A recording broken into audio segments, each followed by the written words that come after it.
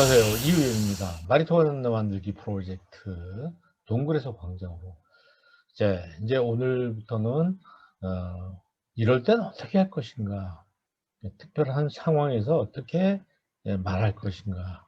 사실 말을 잘하는 게 중요한 게 아니고 그 상황을 어떻게 바라볼 것인가 하는 것, 또 그 사람이 어떻게 그 사안을 바라보는 가치관, 이런 것이 상당히 중요하겠죠. 이제 우리가 이제 가정에서 부부 간의 이 가정 생활은 굉장히 그 기초적인 의사소통의 그 장입니다. 그리고 아이들에게도 어떤 소통을 배우는 교실이라고 볼 수가 있죠. 그래서 어떻게 문제를 잘 해결해 나가는가도 보고 어떤 과정을 거치는지를 어려서부터 배우게 되는 것입니다. 아내가 또는 남편이 자기 동생한테는 5만 원 주고 내 동생한테 3만 원 용돈을 주는 겁니다. 이럴 때가 있죠. 근데 벌써 세 번째예요. 기분이 좋을 리가 없죠. 이럴 때 어떻게 표현할 것이냐 하는 문제를 가지고 한번 생각해 보겠습니다. 그래서 용돈을 안 준 것보다는 주는 것이 상당히 좋은데, 이제 이것이 약간 그 금액의 차별이 있기 때문에 함께 사는 부부이지만 그 아내와 남편은 서로 기분이 나쁠 수가 있습니다. 그래서 어떤 사람들에게 물어봤더니 날 잡아서 한바탕 하겠다, 이런 분들도 많더라고요.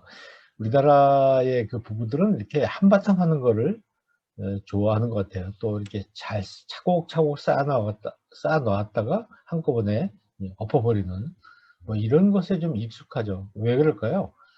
어려서 그런 걸 많이 본 겁니다. 부모들이 참고 참다가 어느 날 폭발하는 장면을 봤기 때문에 인제 우리 젊은이들 같은 경우는 본인도 그렇게 하는 게 최선이라고 보는 거죠. 그런데 인제 특별한 이유가 있는지 한번 확인해 보겠다는 그런 대답들도 있어요. 어 그렇죠. 무슨 특별한 일이 있어서 석 달 동안 지금 돈을 2만 원씩 더 줬을 수도 있는 거거든요. 또 두 동생의 나이, 경제 사정 같은 걸 고려한 결정이라면 뭐 이거는 그 합리적인 거 아니겠습니까? 예를 들어서 고등학생인 그 경우와 또 하나이가 인제 초등학생인 경우에 그 용돈이라는 것은 차이가 날 수밖에 없습니다. 또 남학생과 달리, 남자와 달리 여성의 경우에는 또 더 비용이 많이 나갈 수밖에 없는, 용돈이 더 필요할 수밖에 없는 그런 문제도 있고요. 그러니까 이런 것은 굉장히 현명한 방법이죠. 에 무슨 일이 있는지 처제나 시동생한테 직접 물어보는 겁니다. "왜 내 남편 또 내 아내가 너한테 돈을 좀 더 많이 줬는가? 또 무슨 일이 있느냐? 있다면 함께 걱정해 주고 또 어려운 일이라면 더 도와주자." 이렇게 말하는 게 좋겠다는 거죠. 근데 그렇지도 않은데 또 나이도 비슷하고 환경도 비슷한데 더 줬다고 하면 섭섭하다고 표현을 할 수밖에 없는 것이죠. 그리고 "똑같이 주자." 이렇게 솔직하게 이야기를 하는데, 만약에 그게 잘 말이 통하지 않으면 어떡합니까? 뭐 "각자 챙겨 주자." 그러니까 인제 이게 주머니 돈이 따로따로 있는 것이죠, 이제 부부가.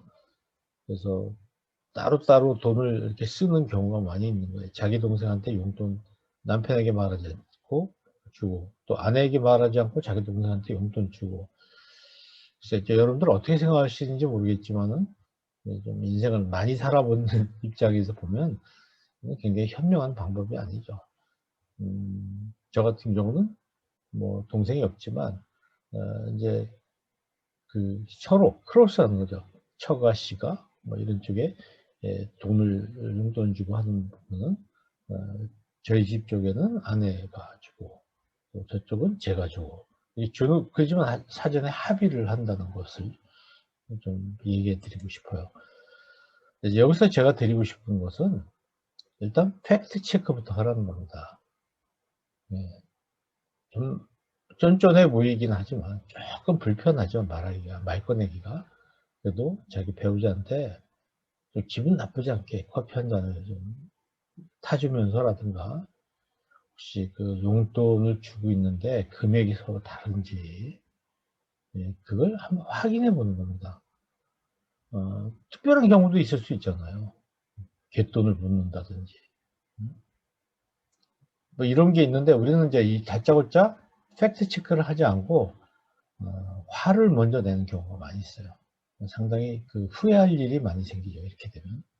팩트 체크라면 이만큼 불편한데 팩트 체크하지 않고 먼저 감정 표현을 했을 경우에는요. 나중에 이걸 정리하고 해소하는데 굉장히 많은 그 힘이 듭니다. 그러니까 이제 저는 여러분에게 팩트 체크부터 하라는 말씀을 드리는 거죠. 그리고 이제 보니까 더 줬다 이거예요. 한쪽에 더 줬다. 자기 동생한테 더 줬다. 이게 이제 확인이 된다면 그때 이제 우리가 앞에서 공부했던 아이메시지라는 걸 쓰라는 거죠. 당신 도대체 왜 그럴 수가 있어? 하고 이렇게 손가락질하면서 너는 왜 그래? 하고 이렇게 말하는 게 아니라 나름대로 무슨 그 이유가 있어서 당신이 그렇게 돈을 더 많이 주고 여기 적게 주고 한 것 같은데 근데 그게 나는 굉장히 섭섭하다. 내 마음에 좀 불편하다. 어떻게 하면 좋겠냐. 자, 그러니까 너는 왜 그랬냐고 따지는 게 아니라 내가 그렇다는 거야. 내 마음이 좀 불편하다는 걸 얘기해 주는 거예요. 그리고 그것을 어떻게 해결할 것인지를 당신이 한번 생각해 봐라. 이렇게 얘기하는 게 아이메시지죠.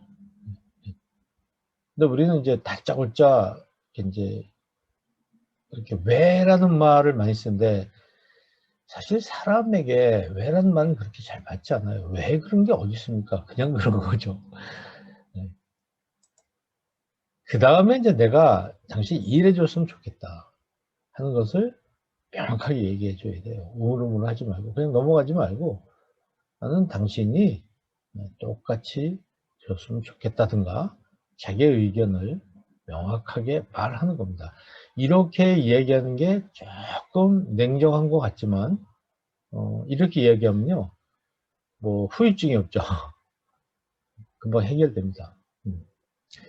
그래서 FIW라는 게 바로 지금 말씀드린 그 방식이에요. 어떤 분들은 또 우리가 이제 이런 경우에는 상대방에 대해서 이렇게 상당히 존중한다면 그 사람의 의견을 많이 들어보는 거 있죠. 이게 굉장히 중요한 거죠. 의견 들어보지 않고 내 마음대로 이렇게 더 결정을 해서 이렇게 한다면 나중에 이것이 이제 공개됐을 때 상대방은 굉장히 배신감도 느끼게 되고 또 불편함을 많이 느낄 수밖에 없는 것입니다. 그래서 우리가 용돈을 줄 때도 서로 합의하면서 한다면 더 좋을 것 같습니다. 자, 우리 행복한 가정을 위해서도 상대방을 존중하면서 상대방 의견을 물어보면서 서로 공개적으로 하는 것이 좋겠습니다. 예, 오늘은 용돈을 서로 다르게 줘서 생기는 부부간의 어떤 약간 불편한 상황을 어떻게 해결할 것이냐 FIW라는 방식을 이용해서 한번 풀어보자 이런 말씀을 드렸습니다. 감사합니다. 다음 시간에 뵙겠습니다.